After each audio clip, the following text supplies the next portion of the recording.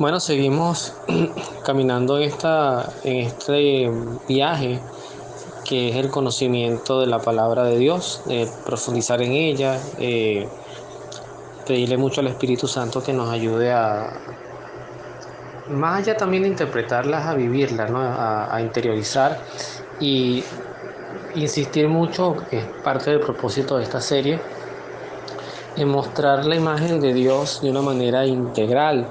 Es decir, el Dios del amor, siempre lo voy a colocar de primero, porque además es lo que San Pablo nos invita siempre a entender, que es lo que va a prevalecer en todo. Él decía que la fe, la esperanza y el amor son importantes, pero de las tres, la única que perdura, o la más importante de todas, es el amor.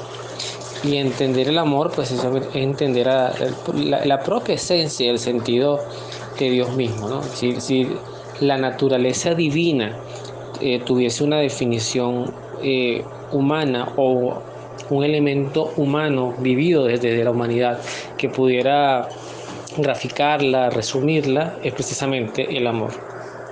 Pero junto al amor, como también lo he dicho en otras oportunidades, está la verdad, y por ende también la justicia. Y siempre me ha tocado, de hecho hoy justamente tuve un encuentro, en el momento que hago esta grabación, un encuentro con hermanos de Maús, un retiro que tuve la oportunidad de ser invitado por mi hermano y vivir. Una experiencia muy bella que recomiendo de verdad que todo el que pueda hacerlo lo haga. Pero justamente una de las cosas que entendemos post-concilio, que ha sido más del siglo de los 60 para acá, y que ha tomado, ha acaparado toda la imagen de Dios, es solamente ver a Dios desde el rostro del amor y la misericordia, que no está mal, insisto, pero que a veces ese discurso centrado solo en eso eh, retarda la necesaria interpelación y la conversión de las personas, cuando no se ven también las consecuencias de un mal claramente definido. Y eso es algo que lo ves en todos los ámbitos de la vida hoy, catequética, carismas, sacerdotes que ya tú no les escuchas predicar desde los púlpitos, o sobre el infierno, la condenación, los pecados capitales, lo que está bien y lo que está mal. Hay un lenguaje en el cristianismo que es muy peligroso, que es decir quién soy yo para juzgar, y efectivamente nosotros no somos los que juzgamos, el que juzga es Dios, pero el cristiano sí está llamado a iluminar, y la iluminación marca caminos, marca límites. Y esos límites, pues, lo que permite tener claridad, por ejemplo, sobre el matrimonio, sobre la familia, sobre el respeto a la vida, donde además Dios como persona ha dejado clara y explícitamente su manera de ver y entender las cosas, ¿no? El, por eso, cuando me ha tocado ahorita el libro de Nahum, del profeta menor, de estos profetas menores, eh, que además como que se encargó de profetizar todas las desgracias para el pueblo de Nínive, algo bien particular, porque Nínive, pues no olvidemos, también era el pueblo que a través del profeta Jonás, pues se le había perdonado la destrucción. Pero este profeta, bueno, recordemos que muchas veces las conversiones no son duraderas, y por eso Jesús advertía que cuando en uno de los pasajes de los evangelios, él decía que a veces cuando a una persona se le saca un demonio, también lo puedes entender como un vicio arraigado. Ojo, los demonios existen, y yo sí creo que los demonios están o tentándote siempre, que es su principal labor. La posesión es lo menos común, pero siempre detrás de un vicio, un mal, hay un demonio ahí tratando de proteger que tú no te conviertas. Y él decía que Jesús decía que cuando una persona se convertía y luego recaía, era como que el demonio se iba y luego buscaba a 7 más como él, y volvía donde la persona para venir con más fuerza. Y si la persona recaía, pues iba a recaer peor. Entonces eso es lo que pasa con las conversiones a medias. Eso es lo que pasa, como por ejemplo, si tú te quedas en una experiencia bonita de fe y ya, y no la alimentas, no entiendes que en tu cotidianidad pues hay que seguir bregando y llevando a Dios en todos los quehaceres de tu vida. Entonces, Posiblemente el pueblo de Nínive, como todos estos pueblos, al final fueron destruidos por sus propias inconsistencias. Y además que esto era un pueblo profundamente bárbaro, que ya lo vamos a ver un poquito en la lectura. El trato que el profeta habla para todos ellos, al final, es un trato que narra un poquito lo que los describía ellos como sociedad, especialmente sus gobernantes. Entonces, predicar sobre esto también es necesario porque la misericordia de Dios que está en todo momento ahí pendiente, es como que la que está de primera en la fila, es la última en ser descartada, es la esperanza de las esperanzas.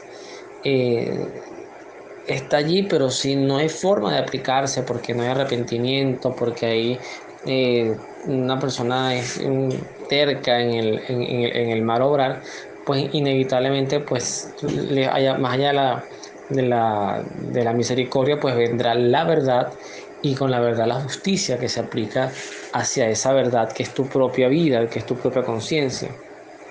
Entonces, esta lectura nos tiene que llamar a todos poderosamente la atención. Porque más allá de ver las desgracias de tu hermano o el mal que nosotros pudiéramos pensar para X gobierno, para X personas que de verdad hacen mal y le hacen mucho daño a otros en muchos sentidos, con la pobreza, la trata de personas, el narcotráfico, la esclavitud, la explotación en todas sus formas y maneras, la ideología de género en todos sus contextos, cómo está tratando de envenenar la cultura de nuestros niños, también la pornografía, etcétera. Todo eso tiene mucho peso. No olvidemos que nuestras propias vidas también tienen peso. Nosotros le hemos hecho daño a personas, hemos calumniado a personas, hemos mentido. Entonces todo al final, más allá de ver la vara de tu hermano, como decía Cristo, ver la viga que está en nuestro propio ojo, en nuestra propia vida. Entonces vamos con esta lectura y vamos a tratar con la ayuda del Espíritu Santo de unirla, de entenderla con la lectura que vamos a enlazar del Nuevo Testamento, que es el Evangelio de San Lucas. Dice el título: La ciudad de sangre. Imagínense ustedes nada más el título lo que predice, ¿no? Pobre de la ciudad de sangre, toda llena de mentira, de rapiña, de insensatez, robos, de incesantes robos, chasquidos de látigos, trépito de ruedos, caballos que galopan, carros que saltan, caballerías que avanzan, llamear de espadas, centellear de lanzas, multitud de heridos, montones de muertos, cadáveres sin fin. Se tropieza en los cadáveres. Así paga muchas prostituciones la prostituta de encantadores atractivos, maestra en sortilegios, que engañaba a los pueblos con sus prostituciones y las naciones con sus sortilegios. Aquí estoy contra ti, palabra de Yahvé. Voy a alzar tus faldas hasta tu cara, mostraré a las naciones tu desnudez, y verán los reinos tus vergüenzas. Arrojaré inmundicias sobre ti, te deshonraré y te pondré como espectáculo, y todo el que te vea huirá de ti. Dirán: asolada está Nínive, ¿quién tendrá piedad de ella? ¿Dónde buscar quien la consuele? Palabra de Dios, te alabamos, Señor. Esta descripción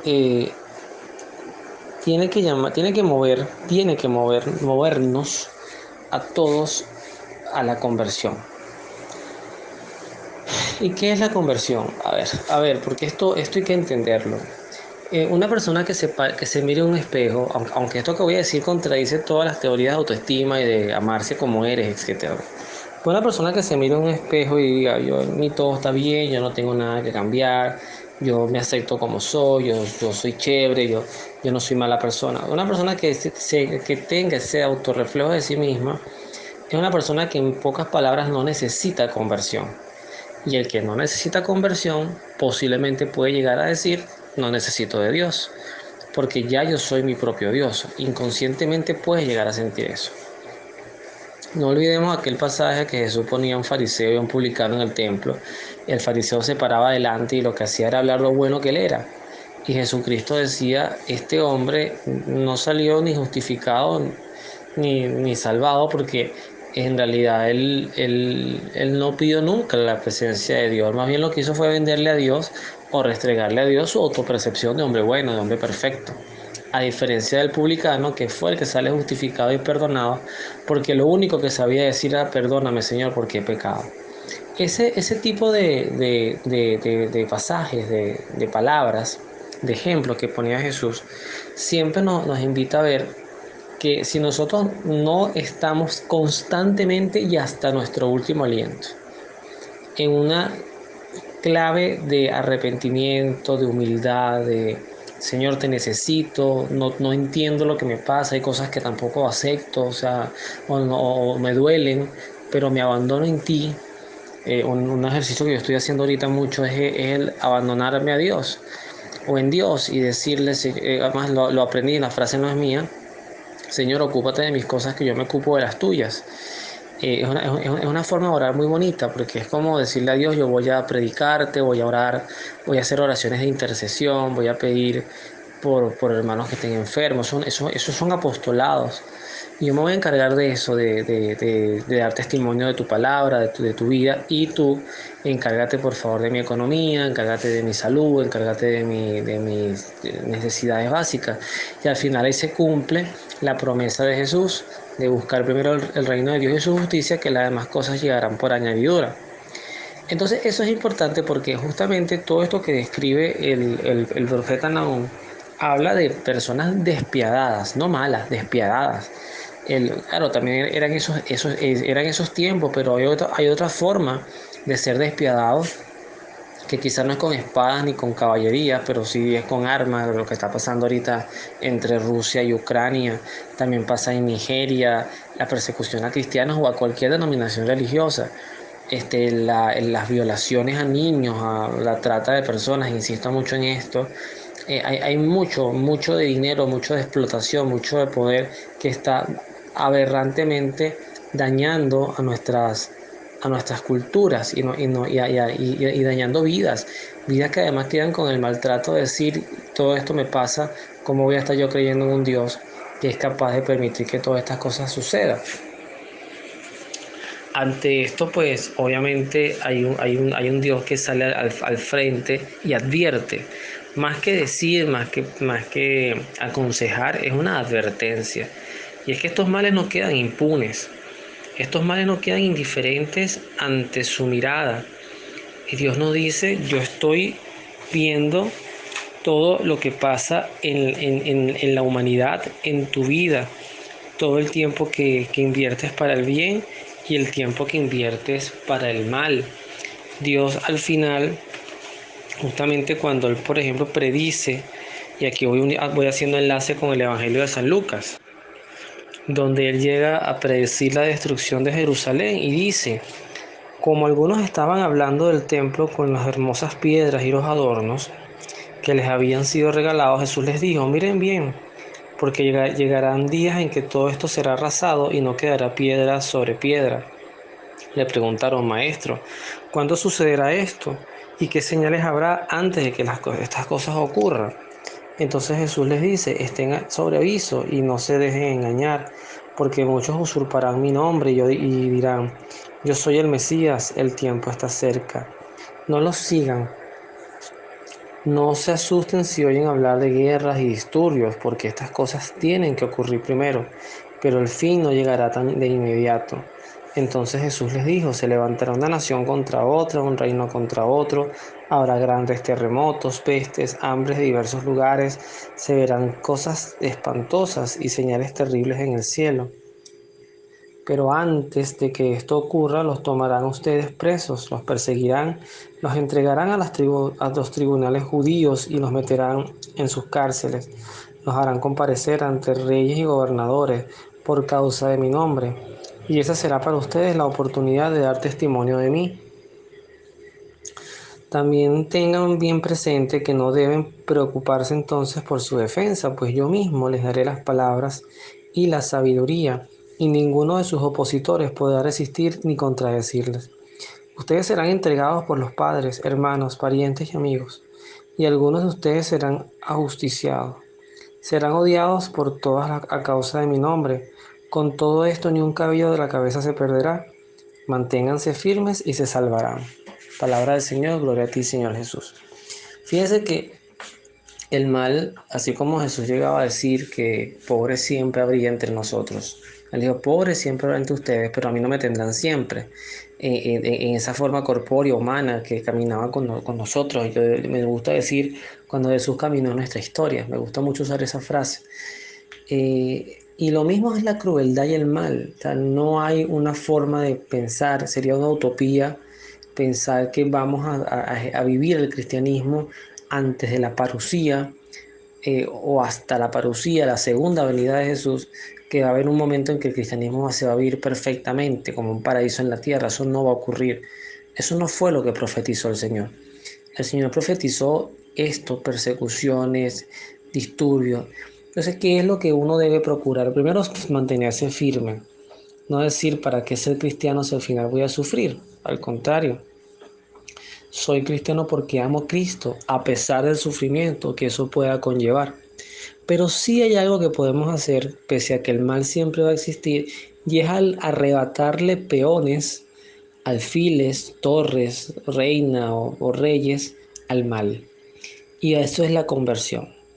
Yo, por ejemplo, con lo que estaba pasando recientemente en Nicaragua, que también hice un audio, un video en Abrazando Nuestra Fe, que se llama, una serie que tengo que se llama Opinión de un Laico, y hablo de la situación de Nicaragua, cómo, bueno, se está literalmente persiguiendo, pero yo creo que de los países de la región es el país que más vergonzoso y abiertamente está agrediendo a la iglesia y persiguiéndola.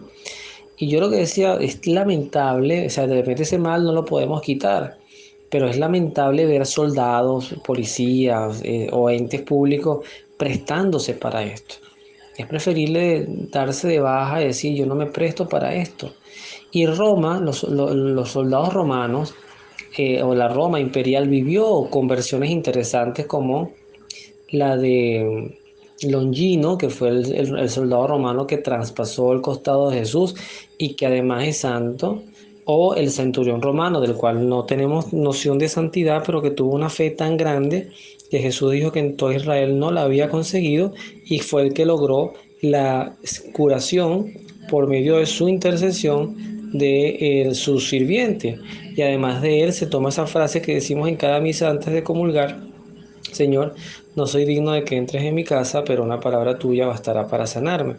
Entonces, en esencia, el mal tiene terribles consecuencias. O sea, Dios no va a dejar en su justicia. Por eso es que yo introduzco siempre estos tres elementos: amor, que es la misericordia en pleno, verdad y justicia. Y el mal no va a quedar sin justicia. Y es una justicia perfecta, implacable además.